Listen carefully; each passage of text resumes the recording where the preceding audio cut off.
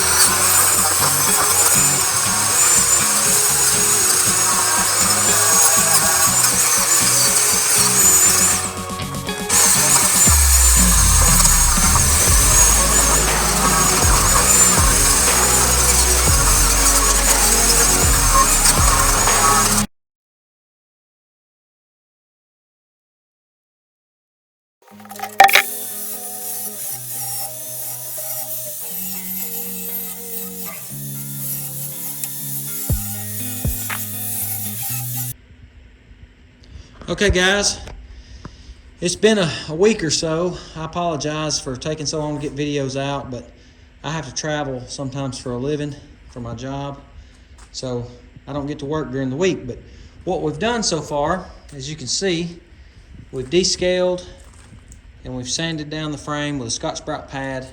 I took it outside. I rinsed it with some Super Clean. Then I washed it off, used some rust cutter, and I'll show you what that stuff is.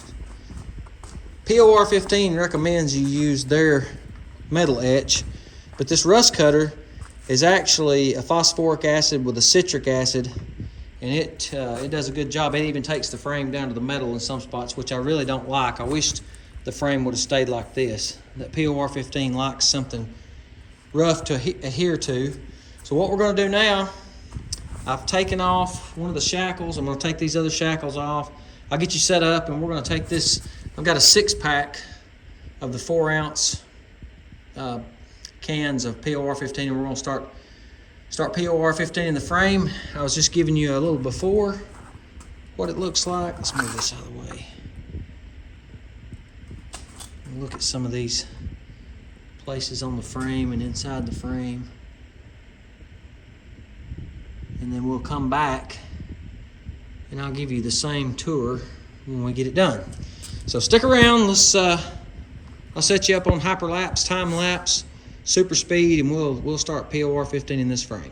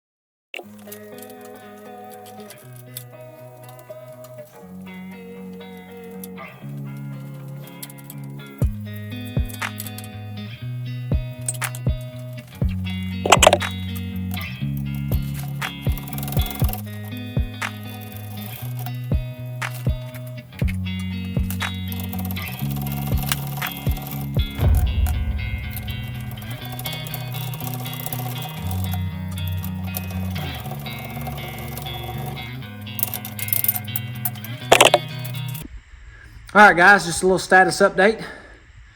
You saw in the time lapse where I took the rear end out of the truck.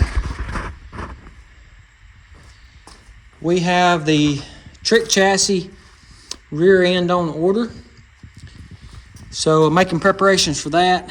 And I'm gonna go ahead and take these leaf springs out. I'm not gonna do it on camera, but I'm gonna sand these down or wire wheel them down and POR 15 these and take them out where I can POR 15 up under there. We're gonna go ahead and knock this bushing out and this bushing out, and I've got a Moog replacement bushing for here. I was gonna do polyurethane from Energy Suspension, but you gotta buy the whole kit just to get these two bushings. And then if you don't know, when you put in cow tracks, you knock this bushing out and you put a aluminum, solid aluminum bushing in here for the cow track. So I wasn't gonna spend 60 or 80 bucks on doing that. So went to the parts store. I'll leave a link to the part in the description below for this Moog bushing. Next video, we're gonna knock these out of the frame and go ahead and put some Moogs in here as well. But as you can see, the frame is turning out great. I've got one more coat to go and we'll finish this video up. I've got it sitting up on blocks. I've got to take those out and POR 15 there.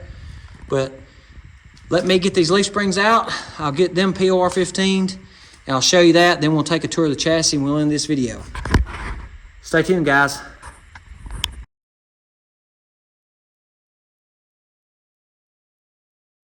Okay, guys, the POR 15 on the frame is done. I'm gonna show you some other things I did, then we'll take a tour of the frame, show you some parts I'm gonna use, put some links in the description, and then we'll end this video. So what we did, I took all the cab mount hardware out, the leaf spring bolts, I POR 15'd those, as well as if you look over there, you can see the shackles hanging up. I painted those as well with POR 15. I'm going to put a set of Energy cab mount bushings in, and then here's the frame. I really like this stuff. I know a lot of guys don't like it and they say it comes off. I've never had any bad results with it. So that's what it looks like.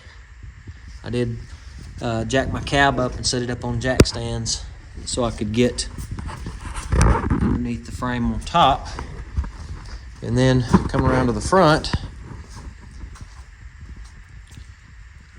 Got the front cross member. I took the steering box off, got behind it, the control arm bracket. I did not do the control arms themselves because when I get ready to put the LS in it, I'm going to put a 2-inch drop in the back. I want to put the weight on the suspension and see how far the front has to be lowered. And I'm going to take my leaf springs out underneath there and cut a coil or a coil and a half, whatever it needs to get it level. And when I get all that off, I'm going to redo and paint everything, the control arms.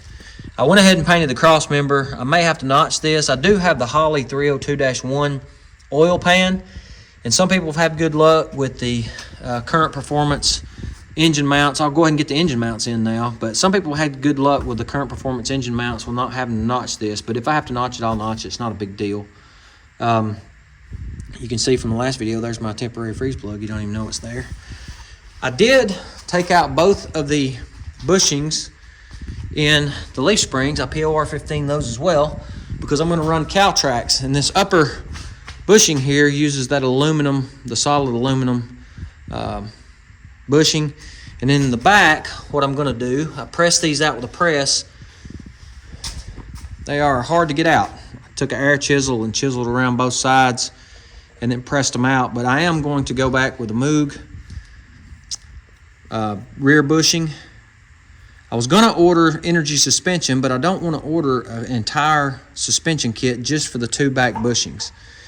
These are, if you need to know the part number, they're an SB335, and as always, it'll be in the link in the description below. Next video, I've also got on order the Moog upper shackle bushings. They go right here. I'm going to replace those while I got all this apart, and I'll show you how to get that out without a press. Basically, what we're going to do is we're going to take a chisel and we're going to bend this around, because you can see on this one over here, it's flared out. around this edge, and we'll have to bend that in, and then we will bend this out, and I'll take a ball joint press and get them out, but I'll show you that in the next video. Stick around, because what's going to go here, I just ordered the trick chassis Ford 9-inch rear end. It'll be here in about 3 weeks, Alex Poplar. I talked to him, and I'll do a video on that as well when I get it in with disc brakes, and we'll check it out. But that'll be another video for another time. Thanks for stopping by, guys. First time viewers, thanks for watching the video content. If you like what you see, hit that like button, share with your friends, and subscribe. I'd love to have you as a subscriber. I got plenty more content where this is coming from. Again, anything I used will be in the description below. Part numbers, the bushings, everything you guys you see here. If it's not, just send me a comment. I'll get it to you. Again, thanks for stopping. Like, comment, subscribe, and we'll catch you in the next video.